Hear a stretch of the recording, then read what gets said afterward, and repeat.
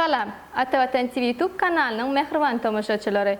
Hormatly tomoshachilarimiz, Xitoy Xalq Respublikasining Sinziyan Uyg'ur avtonom rayonining yuqori o'quv maktablarini o'quv girme uchun bunyodlik bilimi umumiy o'rta bilimdan pes bo'lmadik. 2025-yilning 31-avgustida Chenni 18 yoshda do'lgan ve 25 yoshdan geçmeyen hamda ingliz tilini bilen Turkmenistonning rayatlarining resmiy nomalari 2025-yilning 10-20 may aralığında Mahtumuladanaqi Turkmen Davlat Universitetine qabul edilýär. Şeýle hem Xitoy Xalq Respublikasining Sinziyan Uyg'ur avtonom rayonining yuqori o'quv maktablarına yuqori hunar bilimli maqsadnomalari boýunça okudiljak hunarlar ve o'quv qabul etmen fani şeýle hem o'quw şertlari baradaky maglumatlary qabul ediş toparынан alyp bilersiňiz. Mehribon ýaşlar, qabul edilen resmiy namalaryň netijeleri boýunça yuqori görkezjilere eýe bolan dalaşgarlar bilen 2025-ýylyň 24 maýynda Mahtumuladanaqi Türkmen Döwlet Uniwersitetine seçip alış işi boýunça söhbetdeşlik geçirilýär.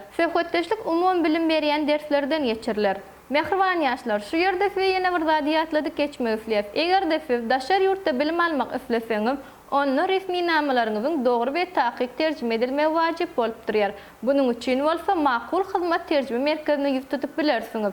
Habarlaşmak üçin telefon belgemiz 863 78 96 73 96 48 55.